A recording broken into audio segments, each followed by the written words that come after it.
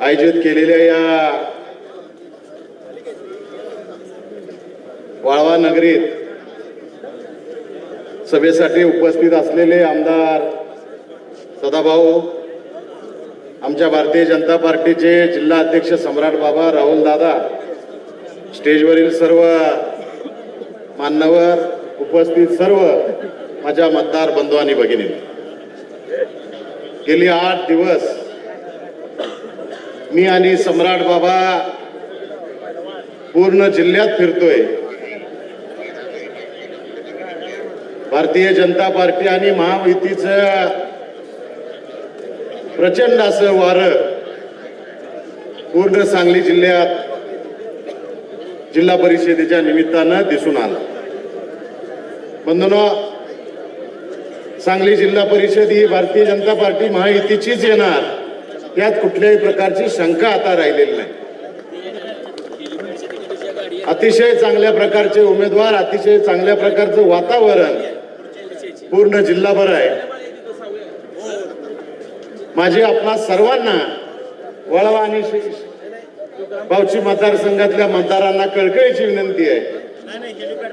आज देशात नरेंद्र मोदी सरकार आहे, राज्यात देवेंद्र फडणवीस सरकार आहे, आपले खासदार महायुतीचे आहेत, पालकमंत्री आपल्या भारतीय जनता पार्टीचे महायुतीचे आहे. सगळं आपल्याला पाहिजे तसं आपल्या विचाराचे दिल्लीपासून इथपर्यंत आपले लोक आहेत.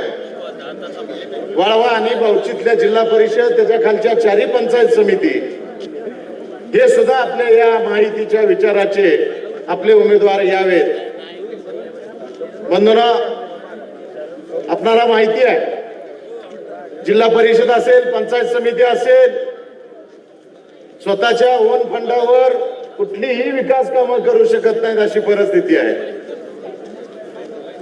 जिल्हा परिषदेत भारतीय जनता पार्टी महायुतीचं सरकार सत्ता आल्यानंतर बावची असेल, वाळवा असेल, हे दोन्ही जिल्हा परिषद सदस्य आपल्या महायुतीच्या विचाराचे आले तर निश्चितपणे विकासासाठी लागणारा जो निधी आहे तो आपल्याला प्रचंड प्रमाणात मिळाल्याशिवाय राहणार नाही.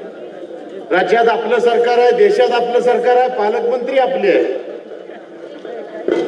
आपल्या विचाराचे जिल्हा परिषद सदस्य, 4 पंचायत समिती सदस्य आले तर निधीला कुठल्याही प्रकारची आपल्याला अडचण राहणार नाही.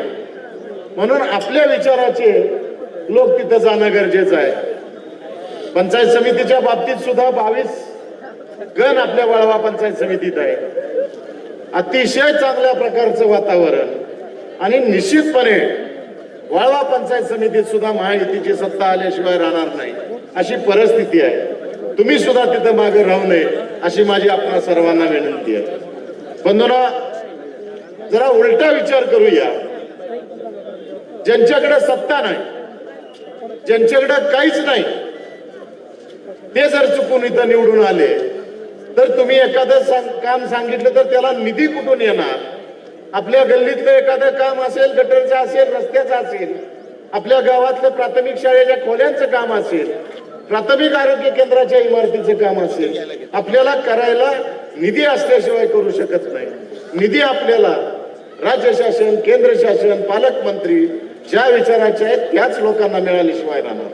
म्हणून तुम्हा सगळ्यांना विनंती, गौरवभाऊ आहेत, आपले वैभव काका आहेत, महायुतीचे सगळे नेते मंडळी आहेत, अतिशय प्रामाणिकपणे तालुकाभर 11च्या 11 जिल्हा परिषद मतदारसंघ आपण एकजुटीनं, एक दिलानं आपण लढतोय. निश्चितपणे सगळीकडे अतिशय चांगल्या प्रकारचं वातावरण आहे. तुम्ही दोन्ही जिल्हा परिषद आणि खालच्या 4 आपल्याला पंचायत समितीच्या सीट जर निवडून आल्या तर निश्चितपणे या वाळवे तालुक्यात इतिहास घडल्याशिवाय राहणार नाही. एवढंच या निमित्तानं बोलतो. तुम्हा सगळ्यांना विनंती करतो, आपलं धनुष्यबाण जे चिन्ह आहे त्याच्या समोरचं बटन दाबून आपले हे दोन्ही आणि पंचायत समितीच्या 4 आपण उमेदवार जिल्हा परिषदेत, पंचायत समितीत पाठवूया आणि एकदा इतिहास घडवूया. एवढंच या निमित्तानं आपल्याकडून अपेक्षा व्यक्त करतो. थांबतो. जय हिंद, जय महाराष्ट्र. धन्यवाद चिमन भाऊ. जरा आवाज वाढवा माझ्या माईकचा. दादा भैया. सभेच्या निमित्तानं ईश्वरपूर नगर परिषदेचे माननीय नगरसेवक सचिन उर्फ रघुभाऊ कोळेकर इथं उपस्थित होते.